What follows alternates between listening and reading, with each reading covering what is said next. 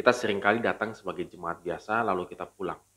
Ya mungkin memang pada saat ini, situasi pada saat ini kita memang belum bisa ngapa-ngapain ya.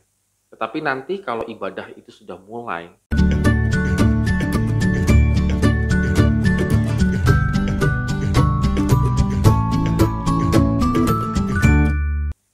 Shalom Good Leaders, hari ini kita kembali merenungkan firman Tuhan. Tetap semangat, tetap optimis dalam menjalani kehidupan pada hari ini karena kita meyakini Tuhan pasti menyertai kita. Dan kita akan kembali merenungkan dari 1 Tawari pasal 6 ayat 31 sampai dengan yang ke-53. Agak panjang tetapi tetap semangat untuk membaca dan merenungkan firman Tuhan gitu ya. Good Readers, kalau dalam ibadah kita maka pasti ada nyanyian gitu ya. Dan biasanya kalau ada nyanyian maka pasti ada yang menyanyikan dan mengiringinya.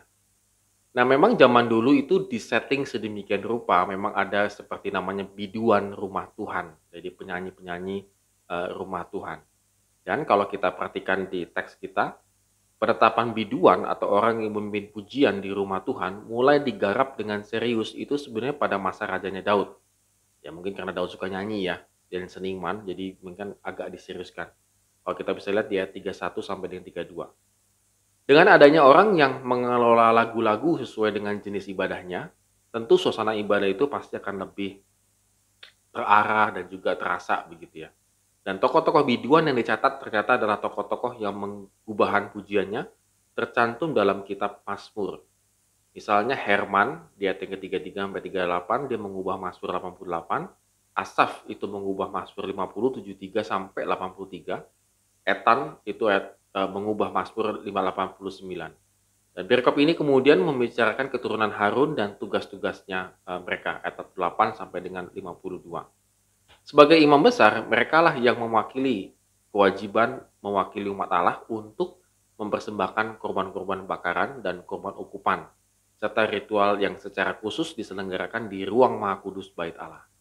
Dengan pembagian tugas yang rinci dan terpadu, segala kegiatan pelayanan di rumah Tuhan dapat diselenggarakan dengan baik begitu ya. Dan fungsi para biduan ini adalah mempersiapkan hati umat untuk masuk dalam suasana ibadah yang kusuk gitu ya. Sehingga hati mereka diarahkan kepada Tuhan. Sedangkan para imam melakukan ritual yang merupakan inti daripada ibadah itu sendiri.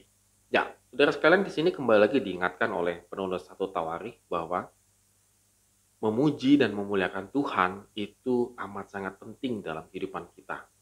Dan ingat-ingat ini adalah komunitas pasca pembuangan ataupun setelah pembuangan. Artinya kehidupan mereka juga masih kacau, masih susah sekali.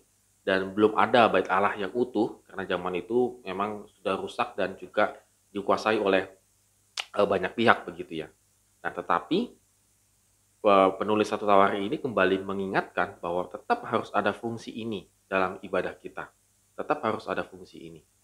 Nah, oleh karena itu saudara sekalian, mari kita ambil bagian dalam pelayanan rumah Tuhan. Kita seringkali datang sebagai jemaat biasa lalu kita pulang. Ya mungkin memang pada saat ini, situasi pada saat ini kita memang belum bisa ngapa-ngapain ya. Tetapi nanti kalau ibadah itu sudah mulai kembali onsite, sudah mulai hadir, maka rindulah kembali untuk melayani Tuhan. Apapun itu bagiannya. Apakah entahkah itu penyambut tamu dan lain sebagainya. Ini penting dan ini dicatat oleh 1 Tawari bahwa pentingnya adanya satu pujian di rumah Tuhan. Dan tidak hanya di rumah Tuhan tentunya, pujian ini juga harus menggaung dalam kehidupan kita. Seringkali kita hanya menyanyi dan memuliakan Tuhan di gereja. Habis itu pulang dari situ tidak. Kehidupan kita sehari-hari jauh daripada memuliakan Tuhan. Kita seringkali lebih suka mengumpat, memaki, ataupun mengeluh dan lain sebagainya. Tetapi, Good Readers, hari ini kita diingatkan bahwa apapun yang terjadi dalam kehidupan kita, mari kita tetap memuji Tuhan, memuliakan Tuhan dengan nyanyian kepada Dia. Amin. Terima kasih telah menonton video ini. Have a nice day and God bless us.